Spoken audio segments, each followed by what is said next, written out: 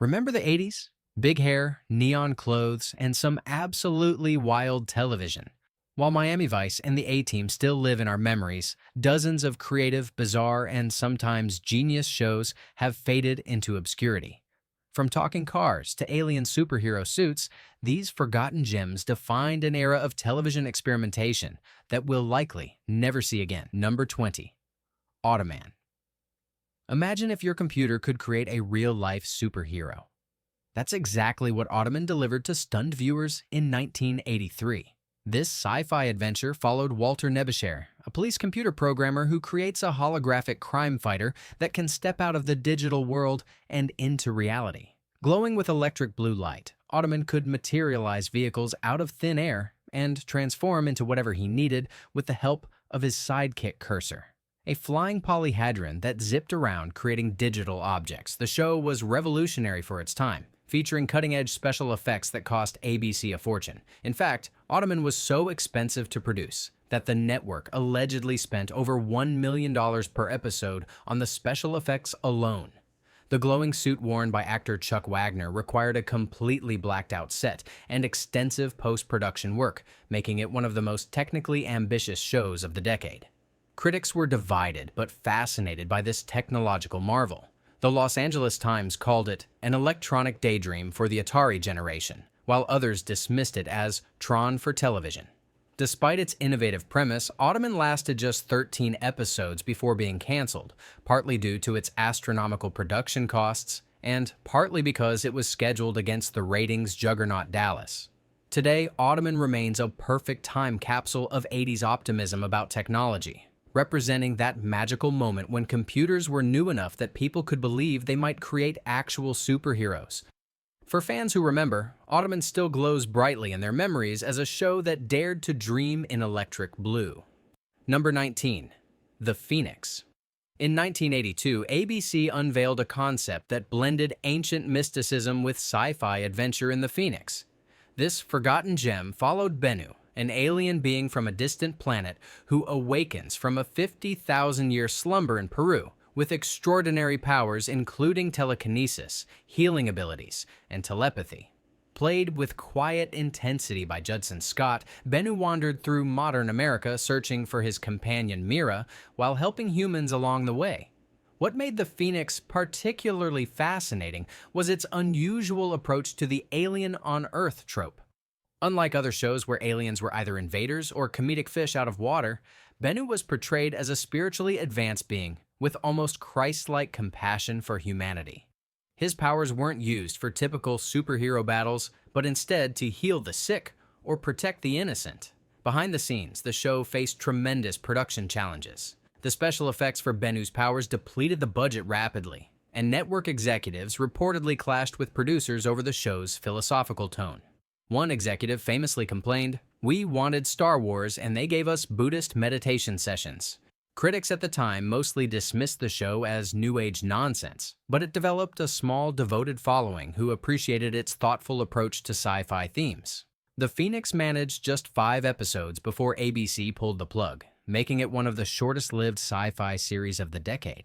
Despite its brief run, the show left an impression on viewers who found its blend of spirituality and science fiction refreshingly different from standard network fare.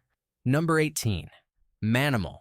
Would you believe there was once a primetime show about a man who could transform into any animal?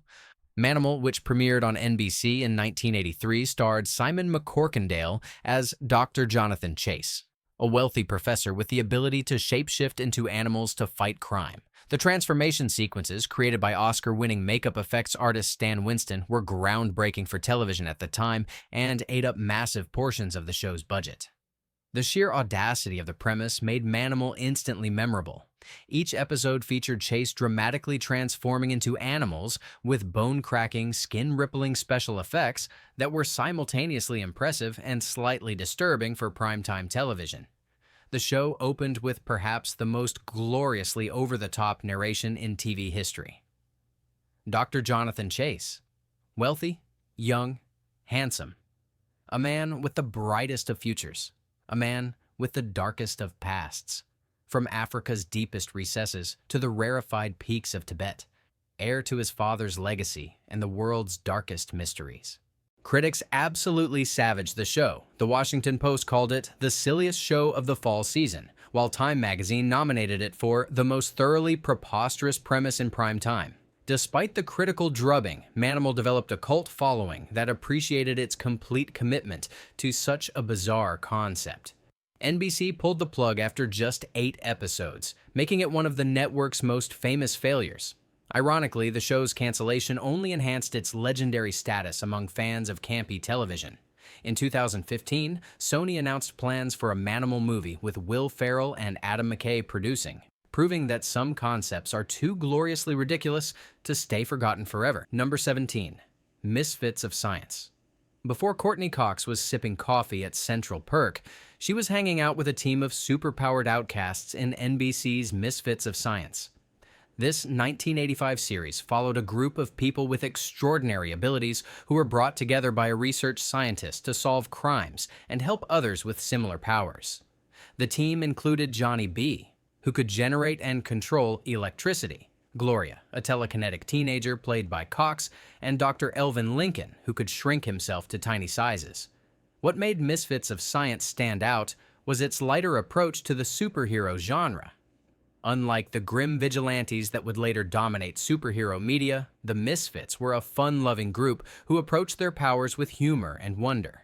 The show balanced comedy with action in a way that felt fresh for the time, even incorporating music video-style sequences that captured the MTV aesthetic of the era. Behind the scenes, the show faced a challenging production schedule. The special effects for Johnny's electricity powers proved particularly difficult, with actor Mark Thomas Miller often having to stand completely still for hours, while electrical effects were added in post-production. In one infamous incident, a lighting mishap during filming actually shocked Miller, causing production to shut down for 2 days. Critics were initially intrigued by the concept, with the New York Times calling it cheerfully absurd and praising its youthful energy. However, ratings suffered when the show was scheduled against the hugely popular Dallas on Friday nights. Despite developing a passionate fan base, Misfits of Science was canceled after just 16 episodes. The show remains a cult favorite today, remembered as a pioneering superhero series that arrived decades before the genre would dominate popular culture. Number 16. The Greatest American Hero. Imagine getting superpowers but losing the instruction manual. That's the brilliant premise behind The Greatest American Hero, a show that took the superhero concept and turned it on its head.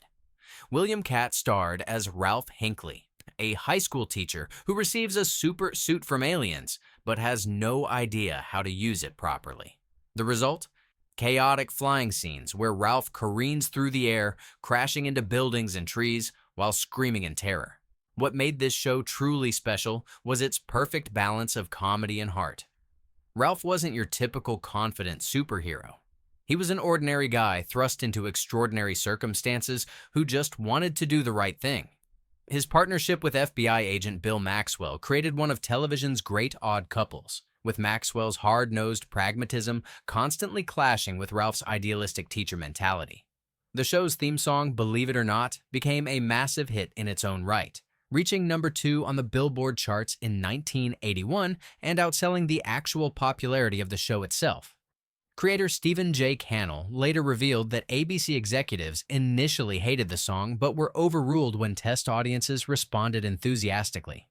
Critics gradually warmed to the show's charm, with the Washington Post calling it a welcome antidote to the superhero cliches. Though it lasted just 3 seasons, The Greatest American Hero developed a dedicated following that has kept its memory alive for decades. The show's influence can be seen in later superhero comedies that focus on ordinary people dealing with extraordinary abilities. A 2018 reboot was planned but ultimately scrapped, proving that sometimes the original really can't be topped. Number 15. Wizards and Warriors. Fantasy on television was rare in the early 80s, which made CBS's Wizards and Warriors a truly bold experiment when it premiered in 1983. This campy sword and sorcery series starred Jeff Conaway as the heroic Prince Eric Greystone, who battled against the evil Prince Dirk Blackpool for control of the mythical kingdom of Camarond. With dragons, sorcerers, magical artifacts, and plenty of hammy acting, it was basically Game of Thrones on a 1983 TV budget. The show stood out for its unique tone, walking a fine line between genuine adventure and self-aware comedy. Unlike the deadly serious fantasy films of the era, Wizards and Warriors embraced the inherent silliness of its premise while still delivering exciting action. The chemistry between Conway and Regier as the rival princes provided many of the show's most memorable moments, with both actors clearly relishing their roles. Behind the scenes, the production was plagued by budget constraints. Producer Don Rao later revealed that they frequently had to reuse costumes and props from other shows, and the dragon effects were so unconvincing that they were often only shown in shadows or brief glimpses. One episode featuring a fearsome beast was actually just a man in a gorilla suit with fake horns glued to its head. Critics weren't kind to the show's low-budget effects and cheesy dialogue, with the Chicago Tribune dismissing it as Renaissance fare rejects playing dress-up.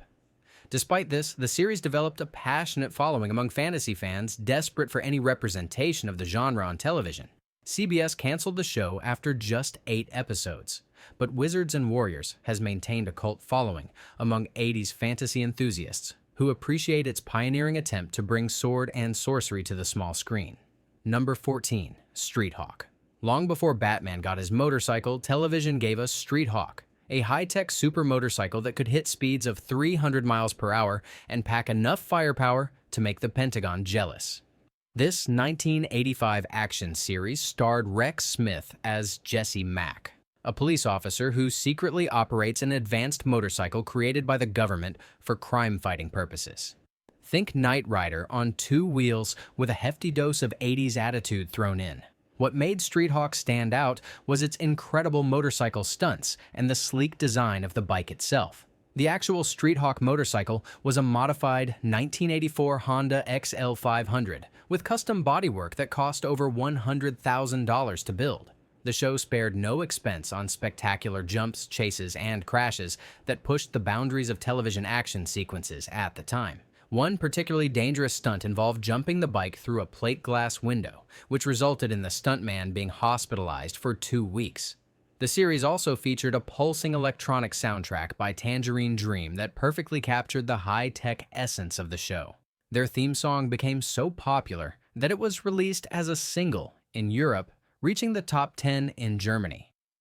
Critics were divided on Street Hawk, with some praising its impressive stunt work while others dismissed it as a Knight Rider knockoff.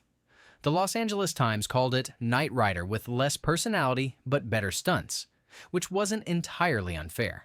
Despite developing a passionate fan base, particularly among teenage boys, the show was canceled after just 13 episodes due to high production costs and mediocre ratings. Though short-lived, Street Hawk has maintained a cult following, particularly in Europe and Australia, where the show was especially popular. The legacy of the series lives on in its influence on motorcycle design, with several modern sport bikes taking aesthetic cues from the fictional supercycle that once ruled Friday nights. Number 13. Otherworld. In 1985, CBS took viewers on a journey to a parallel universe with Otherworld, one of the most ambitious sci-fi series of the decade. The show followed the Sterling family who, while visiting the Great Pyramid of Giza, are accidentally transported to a totalitarian parallel Earth divided into separate zones, each with its own bizarre social system. Trapped in this strange world and pursued by a ruthless zone trooper commander, the family searches for a way back home while navigating the dangers of each new zone. What made Otherworld fascinating was its anthology-like structure within a continuing narrative. Each episode explored a different zone with its own rules, one controlled by children, another where men were subservient to women, and even one where rock music was forbidden. This format allowed the show to comment on contemporary social issues through the lens of science fiction, similar to what Star Trek had done decades earlier. Behind the scenes, the production faced constant budget battles. Creator Roderick Taylor later revealed that CBS executives loved the concept but weren't willing to provide the necessary funding for the ambitious visual effects. The crew often had to improvise, using creative camera angles and lighting to suggest alien environments rather than building elaborate sets. Critics praised the show's creativity and social commentary, with the New York Times calling it thoughtful science fiction in the tradition of The Twilight Zone. However, frequent schedule changes and limited promotion from CBS resulted in poor ratings. After just 8 episodes, Otherworld was canceled, leaving many of its mysteries unresolved. Despite its brief run, the show developed a dedicated fan base who appreciated its thoughtful approach to science fiction. For years, fans circulated VHS tapes of the series until it finally received a DVD release in 2010, introducing this forgotten gem to a new generation of sci-fi enthusiasts. Number 12. Shadowchasers. Ghost hunters on TV aren't new. They were doing it back in 1985 with Shadowchasers. This short-lived ABC series combined supernatural investigation with buddy comedy, following anthropologist Jonathan Mackenzie and tabloid reporter Edgar Benny Benedek as they investigated paranormal phenomena for the Georgetown Institute of Psychic Research. Think X-Files meets Ghostbusters with an 80s twist. The show's unique appeal came from its playful approach to the supernatural genre. Unlike the deadly serious paranormal shows that would come later, Shadowchasers balanced genuine scares with humor derived from the mismatched personalities of its leads. The straight-laced academic Mackenzie and the flamboyant journalist Benedek created a classic odd couple dynamic that provided as many laughs as thrills. Behind the scenes, the show was actually created by Brian Grazer and Kenneth Johnson, who would later go on to produce many successful films and TV series.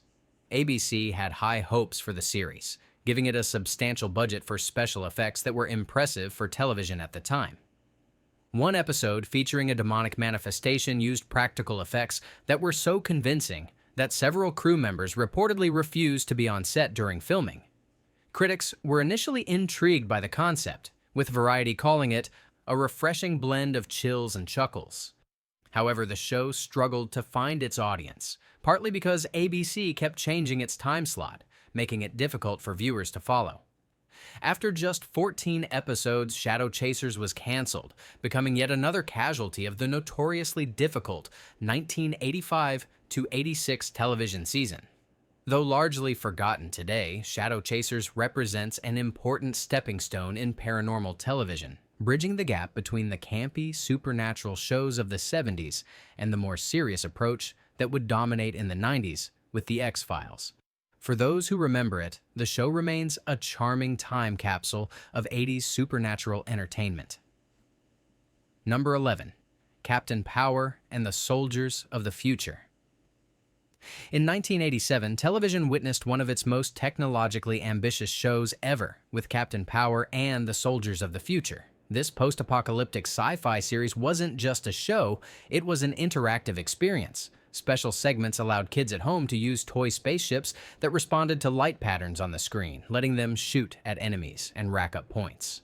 If your ship took too many hits, parts would pop off, signaling you were dead, revolutionary technology for the time.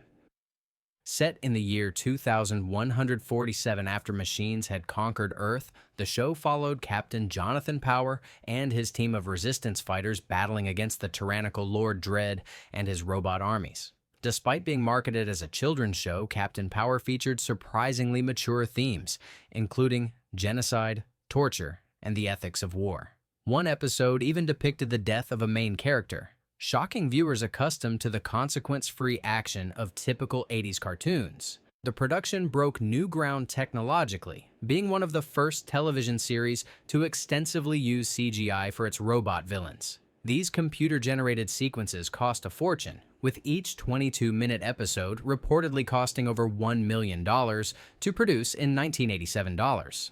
The show's creator, Gary Goddard, later revealed that the special effects nearly bankrupted the production company. Critics were divided, with some praising the show's ambitious storytelling while others condemned its marketing of war toys to children. Action for Children's Television, a watchdog group, filed complaints with the FCC over what they called a program-length commercial. Despite the controversy, or perhaps because of it, Captain Power developed a dedicated following. The series was canceled after one season when Mattel's toy line underperformed, making the expensive production financially unsustainable. Despite its short run, Captain Power remains a fascinating experiment in interactive television decades before the technology would become commonplace. For those who remember pointing their toy spaceships at the TV screen, Captain Power represents a unique moment in television history that blurred the line between show and game. In number 10, Max Headroom. Max Headroom stuttered onto our screens in 1987, delivering the most cyberpunk vision ever broadcast on network television. This ABC series starred Matt Frewer as investigative journalist Edison Carter and his digital alter ego Max Headroom, a computer-generated TV host with a glitchy personality. Set in a dystopian future where powerful TV networks control society and blipverts, compressed advertisements, can literally explode viewers' heads. The show was decades ahead of its time in predicting issues like data privacy, media manipulation, and corporate control of information. What made Max Headroom extraordinary was its groundbreaking visual style. The artificial intelligence character of Max, with his stuttering speech pattern and disjointed movements, was actually created using prosthetic makeup, hand-built sets, and camera tricks rather than computer graphics. Frewer had to sit motionless for hours while makeup artists applied a fiberglass prosthetic head, then performed in front of a blue screen environment that was deliberately designed to look artificial. The show's origins were equally fascinating. Max began as a British TV host character created for a music video program, then starred in a Channel 4 TV movie before ABC developed the American series. The character became so popular that he appeared in Coca-Cola commercials, hosted music video programs, and even interviewed celebrities as himself. Critics adored the show's biting satire and innovative visuals, with the New York Times calling it the most stylistically bold series ever to appear on network television. Despite critical acclaim, mainstream audiences weren't ready for Max's weird dystopian world, and ABC canceled the series after just 14 episodes. Network executives reportedly didn't understand the show, with one famously asking, "Could we make Max less yellow?" Though short-lived, Max Headroom's influence has been immense, inspiring everything from cyberpunk aesthetics in film and television to digital avatars and virtual influencers. As our real world increasingly resembles the dystopia Max warned us about, this forgotten gem seems more relevant than ever. 20 minutes into the future, indeed. Number 9. Sledgehammer.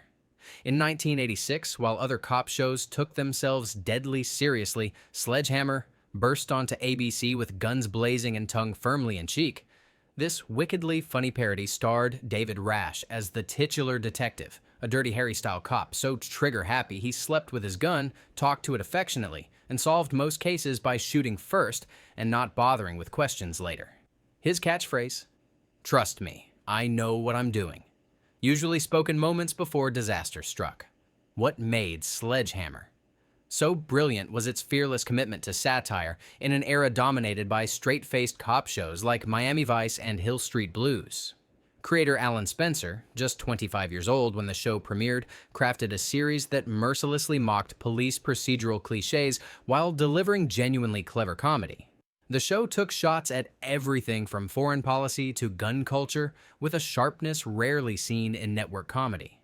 Behind the scenes, the series faced constant battles with ABC executives who frequently objected to its violent humor. Network censors once demanded the removal of a scene where Hammer shoots a man for littering. When the show received low ratings in its first season, ABC made the bizarre decision to renew it, but informed Spencer they planned to cancel it afterward. In response, Spencer ended the first season with a nuclear explosion that apparently killed everyone, only to awkwardly walk it back when the show unexpectedly continued. Critics initially dismissed the show, with the Washington Post calling it a one-joke concept, but many later revised their opinions as the series found its rhythm. Despite never achieving high ratings, Sledgehammer developed a passionate cult following that has kept its memory alive for decades. Even Leonardo DiCaprio counts himself as a fan, once telling Rasha he could recite entire episodes from memory. Though canceled after just 2 seasons, Sledgehammer remains one of television's most underrated comedies, a show too clever for its time that would likely thrive in today's more irony-friendly entertainment landscape. Number 8. Probe. Before there was House MD, television gave us another brilliant, socially awkward genius solving mysteries in 1988's Probe. Created by science fiction legend Isaac Asimov and television producer William Link, this short-lived ABC series starred Parker Stevenson as Austin James, a scientific genius with zero people skills who solved seemingly impossible crimes using science and deduction. Accompanying him was his reluctant secretary Mickey Castle, who provided both administrative support and a much-needed human connection. What made Probe stand out was its commitment to real science in an era of magical solutions and technobabble. Asimov insisted that all the scientific methods used in the show be theoretically possible, if sometimes far-fetched. Each episode featured Austin tackling cases that appeared supernatural or impossible, but always turned out to have rational scientific explanations. For science-minded viewers, it was a refreshing approach to the mystery genre. The production faced an unusual challenge before it even aired. The show was originally titled Probe, but the name had to be changed to Isaac Asimov's Probe due to a conflict with a PBS science program. Then, just as the show was set to premiere, a legal challenge from a board game company forced them to retitle it completely to Isaac Asimov's Probe. This naming confusion likely contributed to the show's difficulty in building an audience. Critics praised the show's intelligent writing and Stevenson's performance as the eccentric genius. The Los Angeles Times called it a thinking person's detective show and compared it favorably to Sherlock Holmes. Despite positive reviews, ABC scheduled it against NBC's blockbuster The Cosby Show, essentially dooming it from the start. After just 7 episodes, Probe was canceled. Though short-lived, the show is remembered fondly by science fiction fans and mystery enthusiasts who appreciated its cerebral approach to the detective genre. Its influence can be seen in later shows featuring brilliant but difficult protagonists solving complex puzzles, making Probe a forgotten forerunner to a now popular television archetype. Number 7. Tour of Duty. While most 80s war shows glorified combat, 1987's Tour of Duty dared to show the gritty reality of the Vietnam War. This CBS drama followed a U.S. Army platoon through their one-year tour, depicting the physical and psychological toll of combat with unprecedented realism for television at the time. With its unflinching portrayal of controversial issues like drug use among soldiers, civilian casualties, and racial tensions within the military, it broke new ground for military dramas. What made Tour of Duty remarkable was its commitment to authenticity in an era when most shows romanticized war.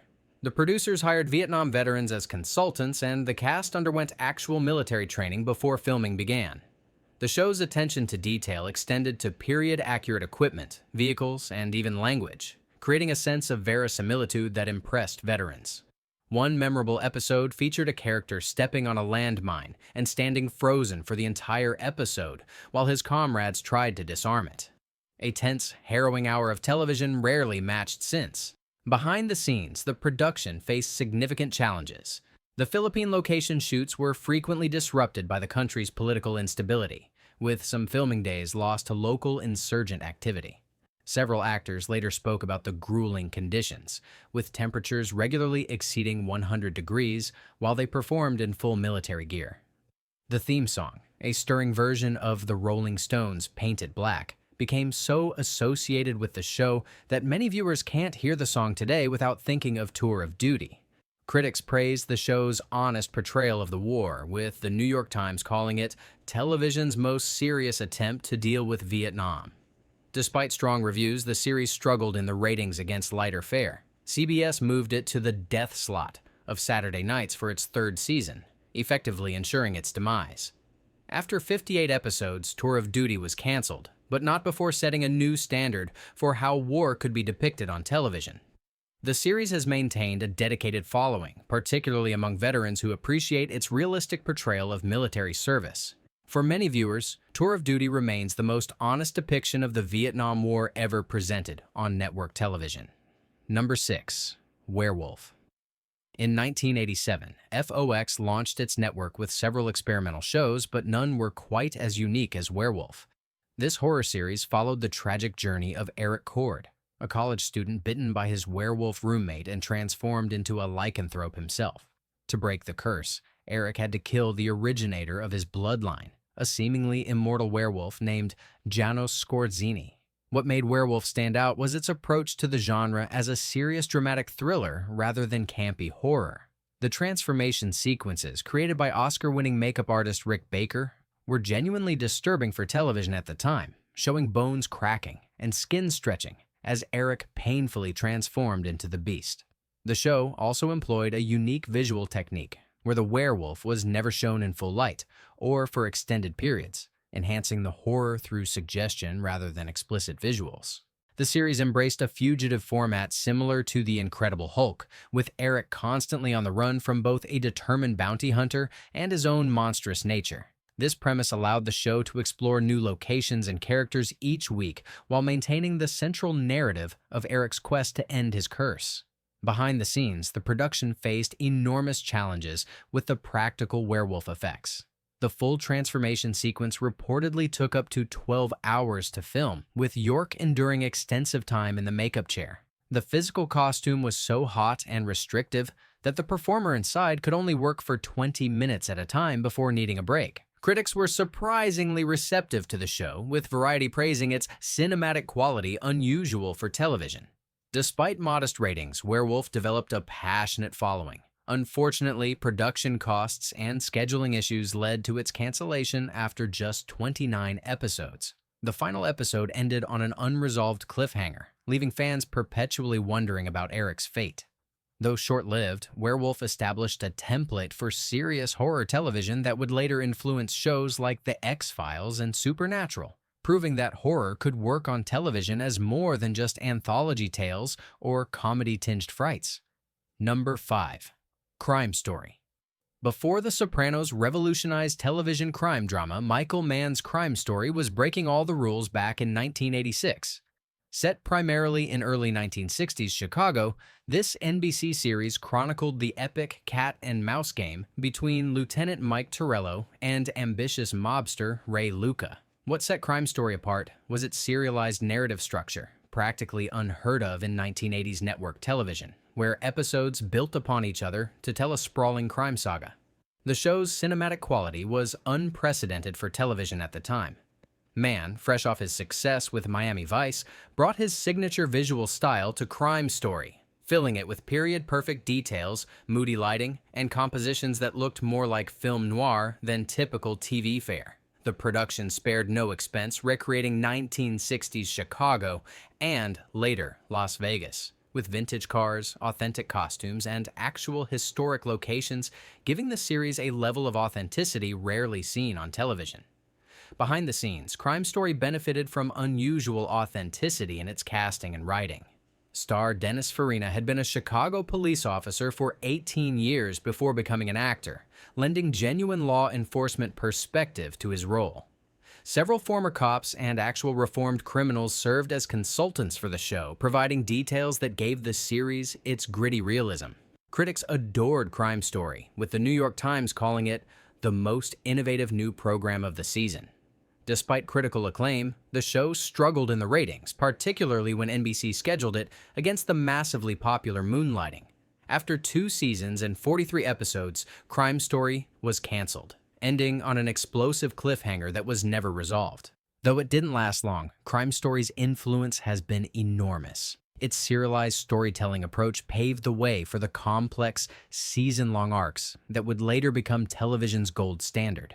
David Chase, creator of The Sopranos, has cited Crime Story as a key influence, making this forgotten series a crucial link in the evolution of television drama. For those who remember it, Crime Story represents a groundbreaking moment when TV began to rival cinema in its storytelling ambition. Number 4. Beauty and the Beast. In 1987, CBS debuted a show that defied simple categorization. Beauty and the Beast was simultaneously a romance, a fantasy, a crime drama, and an urban fairy tale. Starring Linda Hamilton as Katherine Chandler, a wealthy Manhattan attorney, and Ron Perlman as Vincent, a leonine beastman living in a secret underground community beneath New York City, the series created one of television's most unlikely yet compelling romances. What made Beauty and the Beast special was its poetic approach to television storytelling. Vincent was not just physically unusual, he was a Shakespeare-quoting, literature-loving soul with a telepathic connection to Catherine. Their impossible romance played out against the backdrop of both glittering Manhattan high society and the Tunnel World, a hidden community of outcasts who had created their own society beneath the city streets. The show's unique tone blended gritty crime elements with almost mythic fantasy, creating something entirely unique in the television landscape. The transformation of Ron Perlman into Vincent was a daily ordeal that showcased the dedication behind the scenes. Perlman endured 3 hours of makeup application before each day of filming, and another hour of removal afterward. Over the show's 3 seasons, he spent approximately 1,200 hours in the makeup chair. The elaborate underground sets for the Tunnel World were equally impressive, creating a phantom of the opera-like labyrinth that contrasted beautifully with the sleek Manhattan locations. Critics were initially skeptical, but soon won over by the show's earnest romanticism and surprising depth. The series received numerous Emmy nominations and developed a passionately devoted fan base that launched one of television's first major letter-writing campaigns when cancellation threatened. The relationship between fans, dubbed Beauty and the Beast helpers, represented one of the earliest examples of organized fandom in the pre-internet era. Despite its passionate audience, the show faced a crisis when Linda Hamilton left early in the 3rd season. The series attempted to continue with a new female lead, but viewers never accepted the change, and CBS canceled Beauty and the Beast after 56 episodes. For those who remember it, the show represents a rare moment when network television dared to be genuinely poetic and unashamedly romantic, proving that even the most unlikely premise could create magic when executed with sincerity and vision. Number 3. Alien Nation. Just 1 year after the successful 1988 film, Fox brought Alien Nation to television, expanding the concept in fascinating ways the movie never explored.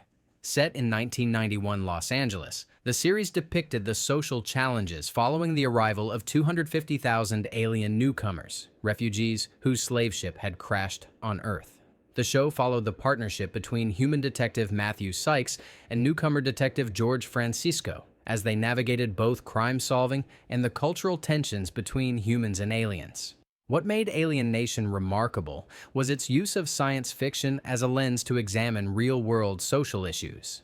The newcomers served as an allegory for immigration, racism, and cultural assimilation, allowing the show to tackle subjects like discrimination, hate crimes, and cultural identity in ways that might have been too controversial in a non-sci-fi context. One powerful episode dealt with binning, a traumatic experience from the newcomers' past as slaves that paralleled discussions of historical trauma in human populations. The production design created a believable near-future world on a television budget. The distinctive spotted appearance of the newcomers required extensive makeup for numerous actors, with main cast members spending up to 3 hours in the makeup chair daily. The show also developed an entire alien culture, including unique foods, intoxicants, and even sexual practices. Critics praised the show's intelligent approach to science fiction, with the Washington Post calling it thought-provoking entertainment that transcends its genre.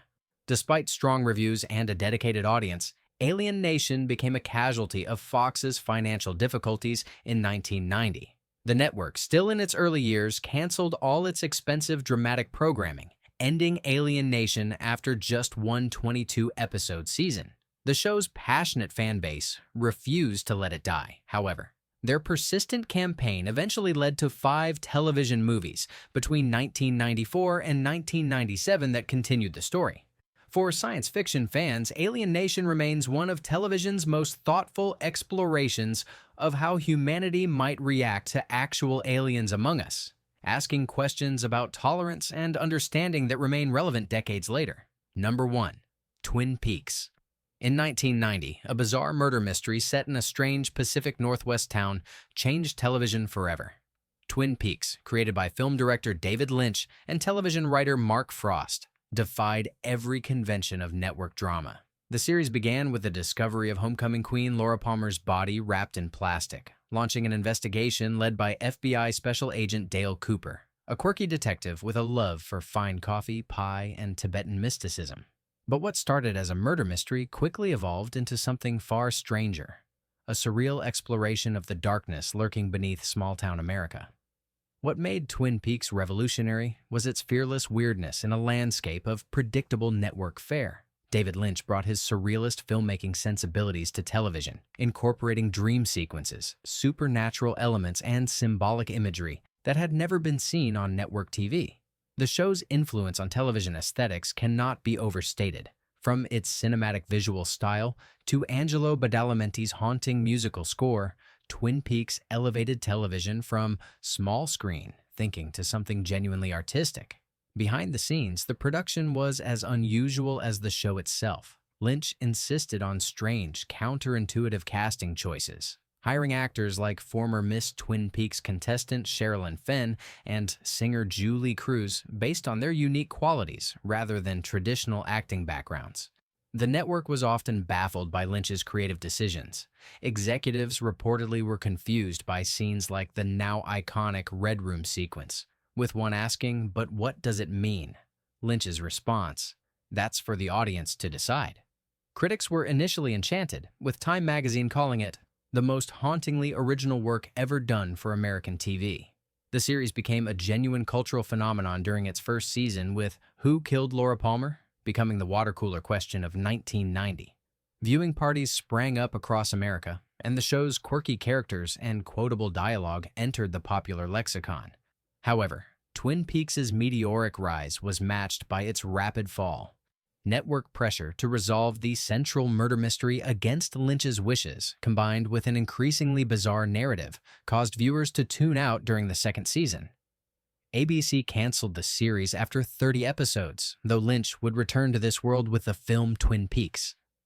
Firewalk With Me in 1992 and a revival series in 1892-2017. Despite its short original run, Twin Peaks' DNA can be found in countless shows that followed, from The X-Files and Lost to Breaking Bad and Stranger Things. It proved that television could be art, that audiences would embrace the weird and challenging, and that the medium had untapped potential for storytelling. For those who experienced it in 1990, Twin Peaks wasn't just a TV show. It was a cultural moment that changed our expectations of what television could be. Which of these forgotten classics do you remember watching? Did your favorite 80s obscurity make our list? The networks may have canceled these shows decades ago, but their legacy lives on in the DNA of modern television. Drop a comment below with your memories of these lost treasures, or tell us which forgotten 80s show deserves its own revival. After all, in an era of endless reboots, shouldn't we revisit the shows that were truly ahead of their time, rather than recycling the ones we've never forgotten?